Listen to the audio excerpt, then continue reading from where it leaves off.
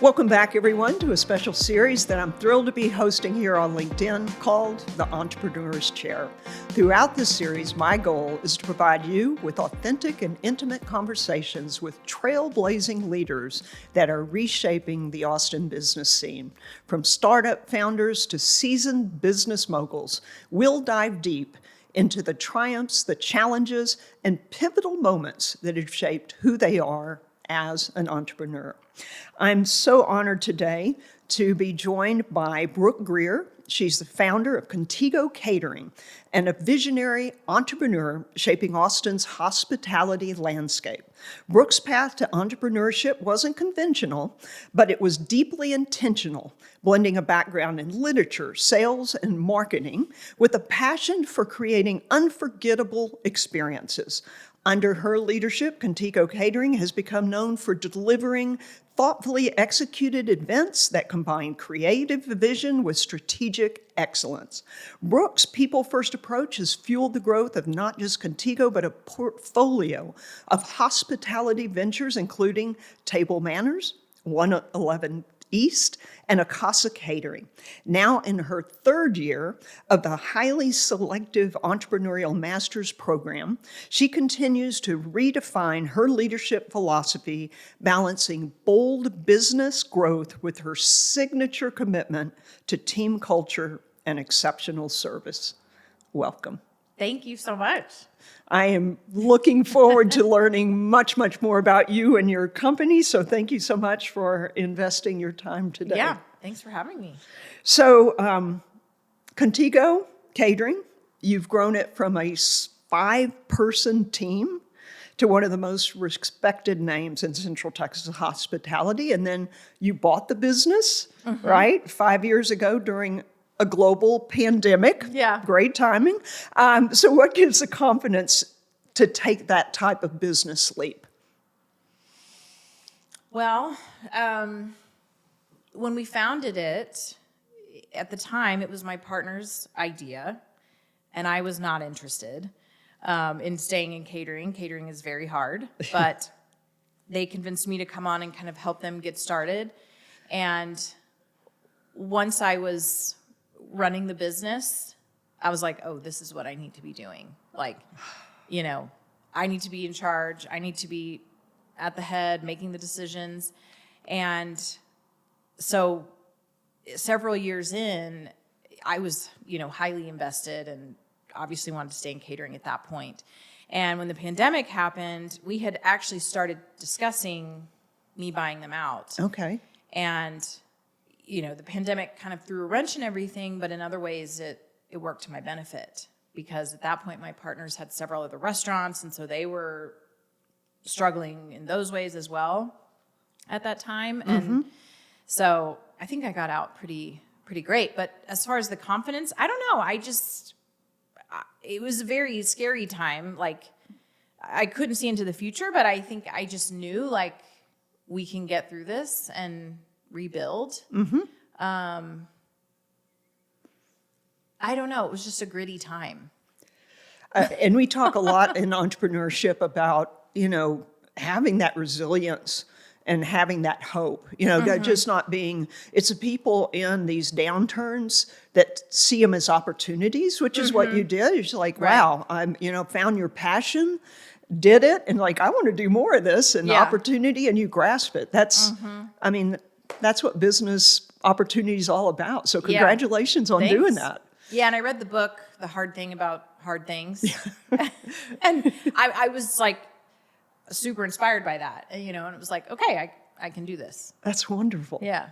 Now, you scaled quickly, right? I'm assuming that there was a lot of staffing, logistic issues that came up. So through that, what do you see as the leadership lessons that you learned that you'd like to share with others?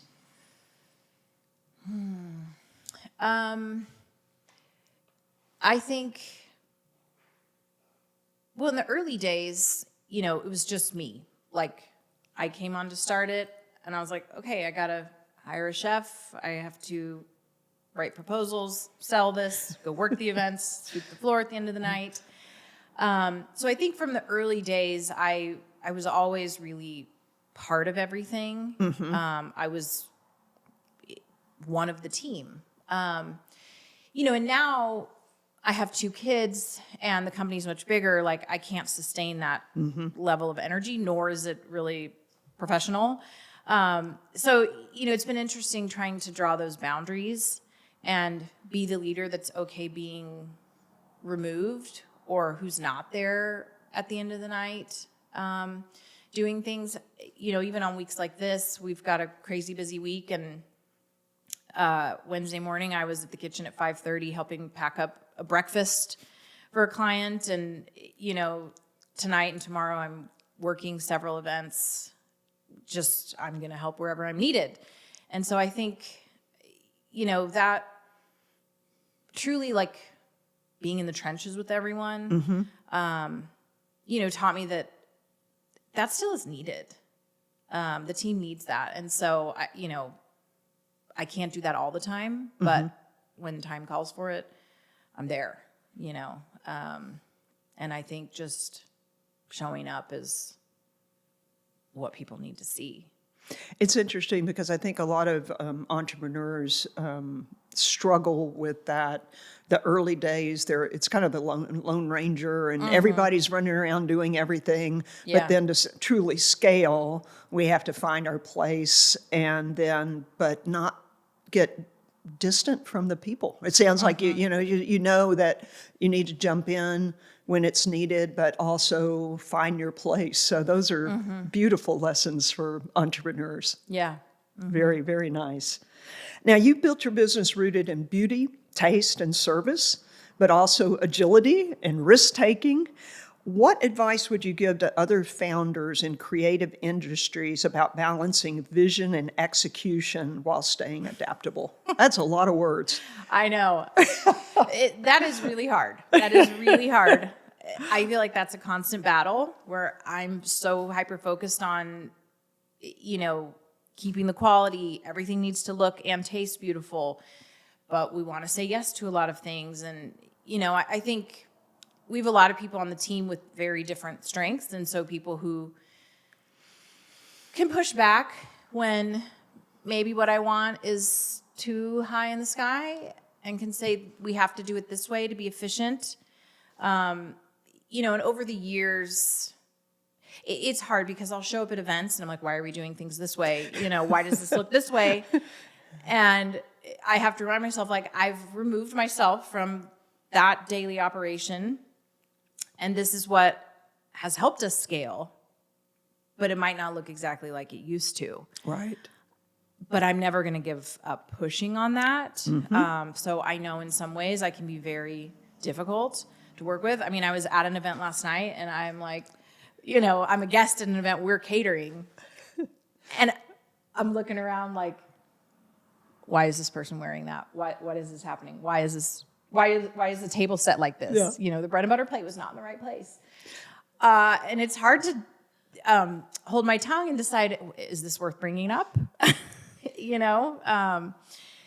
It's a really hard balance between scaling and the beauty. And you look at all the huge caterers in the country that are in stadiums, and the quality is very different from what we do. Sure.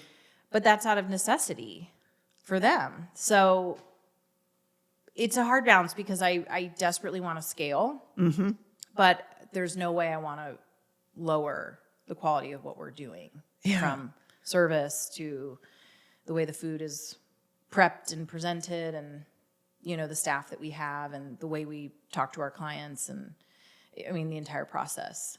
So yeah, it's interesting of taking your knowledge of what you want this, and then being able to take that and communicate it through the team with the core values, and being able to hire the right people that have your same eye, but also will listen to your creative direction. It's a real balancing, right? Yeah. Because you don't want to take responsibility away. Right. But sometimes you have to push a little.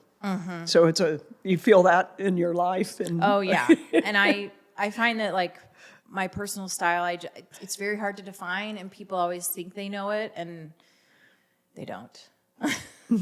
So I don't know. That's something that is very hard to scale. Yeah, it's interesting because if you think about, in a visionary role in that top position, getting that, what you just see it and getting it out for everyone to understand it. Right. That is always the biggest challenge, I think. Yeah. Yeah. But it sounds like you're on a wonderful journey to get that done. Yeah. And I found fascinating. I mean, you guys staffing South by Southwest, designing intimate weddings. I mean, you guys do a lot of amazing things. I'm just curious, is there a moment, something that you're especially proud of that you guys accomplished when maybe extraordinary under pressure? Yeah, there's quite a bit.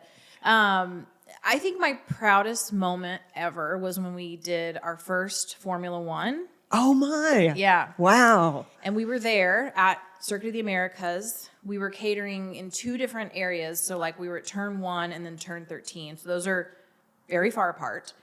And they bring in these temporary structures that are like individual suites. And so we had at turn 1, I think 7 suites. And then at 13, we had 17 suites. So it's like 24 individual parties. Oh my goodness. Because they're all in these suites. So it wasn't just a lot of people, which it was. The suites were anywhere from 30 to 60 people. So multiplied times 24, it was probably close to 1,000 people. Wow. And when it wrapped, I was so thrilled. I was on a high. And like the next day I was texting the team, like, let's all go get manicures. Let's go do something. And they're like, no, we need the day off. And I was like, I was riding on a high. Like I couldn't believe what we pulled off. And to build out kitchens in the middle of a track. And I knew nothing about Formula One or their guests or the expectations, but we did it. And like we staffed it. We had every buffet in every room looking great. And we, the way we were expoing the food was like on point. We were putting food in golf carts and driving them down. I mean, because to get a hot meal from our kitchen to the last suite was probably a 15-minute walk, so it was awesome. And like we got a picture with like all of the team, there were like 75 people there. Wow. And it just was such a cool moment. Like I passed out a bunch of beers to everybody, and just everybody was so proud. It was a cool, and then just being there, like you're on the track as these amazing cars are driving by and serving food and drinks, and yeah. I just love how, I mean, your pride in what you do and what your team does is so evident. It just comes through, and that passion is what I'm sure helps you keep that quality to the level. Yeah, and then there's events I'm super proud of where it's like not really about the quality, but we catered the Tesla Gigafactory's grand opening. Okay. And it was 10,000 people, and we also handled the bar. Oh and my goodness. We had never done anything even close to that. And we didn't even have a contract from them until 4 days or 9 days before. I think it was 4. I don't know why I'm getting those numbers mixed up. We didn't even have a contract from them until 4 days before. And, they were a new business themselves. And so nobody knew who was in charge. We were hearing a million different things from people, but we set up several bars and food stations all over that, I think it's 4 million square feet building. And we were upstairs and downstairs, and it went great. But we were catering like nachos and cheese and hot dogs. And like the theme was Cyber Rodeo, so it was like a fair. Yeah. So in that one, it was like, I was thankful that they did not want any fancy food. We were like, we can schlep runny cheese over chips all day for you. But it was awesome. Like just to pull something like that off, and in such a short amount of time, and for such a, big name client. That was another like just awesome event. And we were like loading out until 4 a.m. and I could have stayed for days, just, I don't know. I loved it. So it sounds like you really align what you're providing to the client depending on what they're, so is that a complicated thing of just trying to figure out what they really need and want and matching that? I wouldn't say it's complicated, but it's a creative process. Okay. And our culinary team writes all of our menus. We have a huge database of menus, and then it's on our sales team to kind of listen to what the client wants and pull from that list. Then we'll get clients who want something totally, off kilter from what we do. Yeah, So we'll work with the chefs on like custom menus. I mean, tonight we're doing a big party. It's Space Odyssey themed. Yeah. So the food itself is not crazy, but the way we've named it and maybe some special features we've added to make it seem to add color, or I know there's nitrogen coming and dry ice, and the cocktails are going to have bubbles on them that pop and have a smoke effect. Oh, that sounds fun. We get to be creative in that way, but so yeah, it's definitely in the sales process of kind of just working with the client on what they want. And we love it when someone brings a crazy idea. It gets everybody out of the norm. Because weddings, they can tend to want the same things. They're always concerned about what grandma or the family from the Midwest are going to eat. And so they end up catering the whole menu to kind of please a very small amount of people. Right. And so those can be a little repetitive. And while the food is very good, it's nice when people want to do something totally different. Yeah, it seems like the challenge of some of these opportunities really drive you and your team. Yes. Yeah. Me for sure. Like, bring me a challenge. I get bored very easily. I'm always like looking for the next thing. And so I think the team that we've built have a very similar mindset. That makes sense. I'm one of those people, I get bored pretty easily. Yeah. So it's like, bring me the new puzzle. Let's figure out how this all fits together. And I'm sure, and I'm fascinated with, like, you have to have chefs, you have to have serve, you set up, all of that coming together. Is there a certain part of the staffing or the hiring that's more challenging in the other in what you do, or? Yeah, for sure. Staffing for the events is difficult because most of those people have other jobs and they're just picking up side work. So scheduling is difficult, or finding everyone's availability, and then finding, good staff who want to work the events and provide service at the level that we want to provide. Yeah. As a restaurant, if you have a server who works there, they know the menu, they know the wine list, they know how to polish the glasses, they know where the rags are. Like, everything is the same. And in catering, we're in a different location all the time. Yeah. And so that repetitive nature is just not available. And so you're kind of training people on the fly. Okay, tonight's menu is totally different. We're using this glassware tonight. These are the cocktails. And this guest expects XYZ. So it's really hard hiring and training and keeping people who want to keep doing that. Not a lot of people do catering full time. We have several on our team who like only work for us and they work all of our events and like that's all they do. But then you have people who work for 4 or 5 catering companies, or you have people who are teachers during the week and they just work Saturdays. And so that consistency is really difficult to keep in place. Yeah, it sounds like almost an on-demand workforce at some level. Yeah. Yes. Is there any tricks of the trade that allows you to kind of bring those people and make sure that they're trained and delivering at the level that you want? I think one thing that we do is consistently have our event managers who are core to our team on site leading those events. And so they're able to direct and delegate, on site. I think a pre-shift meeting is incredibly important. Oh, that makes sense. That's not something we always used to do, but it's something I learned in restaurants that like you have a pre-shift every day. Right. And so you have to have that pre-shift to go over who are the clients? What are they celebrating tonight? What's the purpose of this event? All of those things are important for the staff to know who are just showing up to like, even if they're just passing appetizers all night. I think having them be aware of what's going on is super important. we've catered tons of high-end clients, people with huge expectations. I mean, the Vista Equity holiday party I mentioned, I showed up at that event with I probably brought $1,000 of cash in my pocket in 20s. And I told everyone before the shift, you go out of your way to do something for a guest, you come tell me, I hand you a 20. And you can do it all night long. And I had people all night saying, somebody needed a cigarette. I gave them one. I'm like, okay, that's not what I meant. But,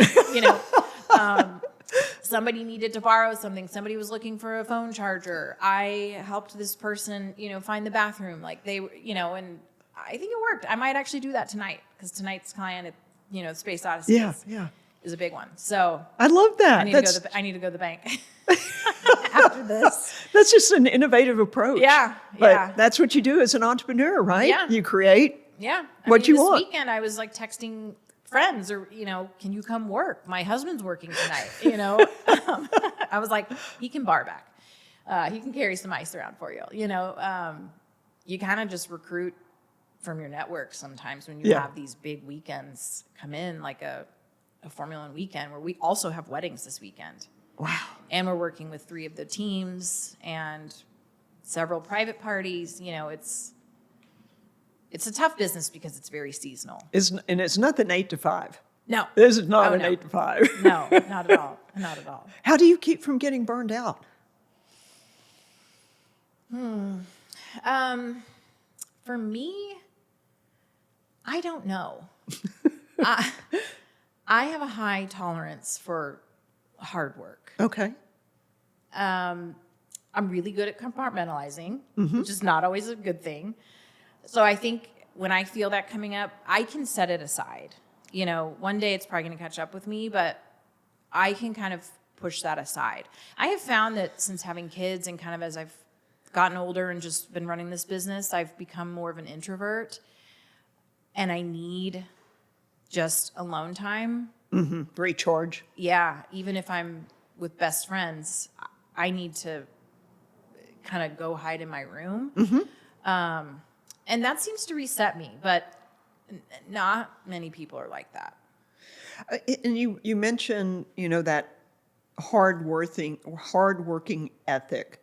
Is there something in your past or the way you were raised or business experiences that instilled that in you? Probably. I remember when I was 13, you weren't supposed to work until you were 16, officially, but somehow I got a job at Michael's, the craft store, and I was just a bagger. Yeah. At 13, and then I remember I couldn't work there anymore because I think someone found out that they were hiring young kids, and all of a sudden we couldn't work there anymore. But when I turned 16, I got my driver's license that morning, and I went to the mall and I applied for a job at the Gap. I wanted to work, and I don't know if it was just I wanted to get out of my house. I wanted the freedom of having money. Yeah. But I was working from the moment I could, and my parents didn't really give me money for things. So I had to work to sure. If I wanted to go to the movies or buy new clothes. So, but I can't say my parents specifically pushed hard work necessarily, but they always worked. And, I've just always worked. And after college, I studied English literature, which what are you going to do with that? I had a very rough time after college, finding a job or just a career path. And so I think I tried a lot of different things. I always had 2 or 3 jobs at a time. And I don't know, I've just always liked working. It's what gives me part of my value. And I think entrepreneurs are wired like that. I mean, at 14, I was working at a stamp and coin place, right? I'd work all day, and then I would use my money to buy stamps. I mean, looking back, right? But it really serves us as well, especially being able to persevere through everything that we have to do when we're entrepreneurs, because it's not easy. That's all there is to it.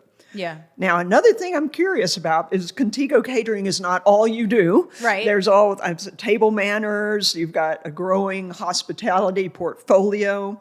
So how do you ascertain what's the new shiny object that you're going to pursue? I don't know. I've made some good decisions and I've made some bad ones.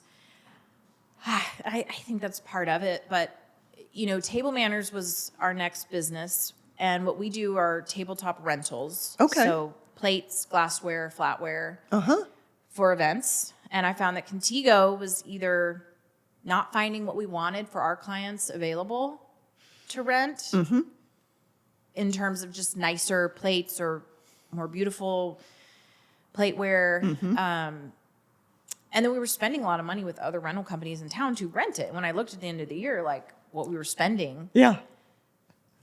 I was like, we should start buying this stuff. And so we had a client that wanted some plates that I couldn't find. So that was the first, I was like, we're just going to buy these plates for them.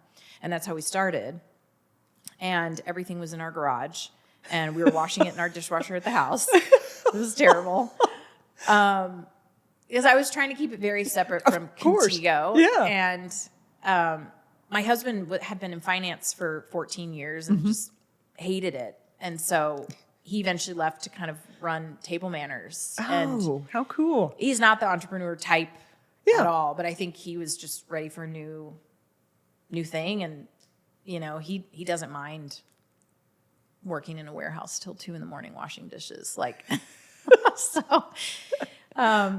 but, so that one I had thought about for a while. I feel like that was a pretty measured decision. Now I didn't write a business plan or look at any financials, but I knew. You knew that there was a supply chain Yes. situation that business could serve you. Yes. And then that was enough to get it started. But then you saw there were all these other opportunities for additional revenue from other people. So, Correct. Yep. what you went with your gut and created something really cool. Yep. And so Table Manners now is 5 or 6 years old, and Contigo is Table Manners' biggest client, but then Table Manners also works with other caterers and wedding planners who are doing events that we're not catering, and they've got their own clients, and then they can do things at hotels where Contigo doesn't work in hotels, but Wow. clients will want different plateware, at their hotel weddings. So that's been a fun one, and a fun pivot there. Like I said, the business is very seasonal. In the summer here, people aren't hosting events; they're traveling. It's too hot. Sure. Like, there's no corporate conferences. No one wants to get married. And so I love Jackson Hole, Wyoming. And my husband and I were up there one summer, and there were so many weddings going on. And I just had the idea, like, okay, what if we could bring our inventory here and do weddings here? And so for 2 summers now, we've trucked our inventory up there, rented storage. We have an Airstream, and we have one employee who lives up there. He loves it. He's been up there. He just got back a couple weeks ago. He stays up there for 4 months and does weddings. How many weddings did we have this summer? 19? I don't know. We pulled the numbers the other day. We had, I think, 19 weddings in Jackson Hole this summer for Table Manners. Otherwise, the inventory would just be sitting here. Yeah. And so now I'm, kind of, Houston's my next idea for that of people are telling me there's not good options here. So why don't we just deliver to Houston? Oh my gosh. I And can't we're wait to see planners out the there. next series of ideas that you come up with and execute. Thank a you. lot. There's That's a lot. brilliant. So I like to end each episode with just a couple of questions. And one is, what do you think authentically makes for a successful entrepreneur? I think a lack of fear of failure Yeah. and just a willingness to try just about anything. Yeah. No, that makes sense because, fear can just debilitate us. And it's a risky business no matter what we're doing. Yeah, you got to be okay losing money. Yeah. And the way I look at it, it kind of just flows like a river. Yep. You lose some, you gain some. And I'm a salesperson. I'm always like, I'm just going to go sell more. Yeah. And If what I lesson learned, lose right? in one way, yeah. Right. And then the second is, how do you define success as an entrepreneur? That one's difficult. I think for me, I feel that we are successful, that I am successful, but it also still feels like something I haven't reached. And so in some ways it feels like I have this image in my head of like, we're in a new headquarters. I have this whole team built out where like I have departments and like managers of each department and leaders. And I have, wow, we have maybe an IT person that works for us. And maybe we have a full-time HR person and things like that, that, you know, feel like a luxury for a smaller business or just unreachable. And so I think in my mind, like success is when I have this bigger team where everyone knows their role and the org chart is clear and we have a new building, but we also might never get there. And it's always evolving. So I'm also aware of that like we'll get there, but then I'll still want to iterate and change. So always growing. And that's the key, I think. Yeah. Brooke, thank you so much. This was You're just welcome. wonderful. Thanks for having me. Yeah, thank you.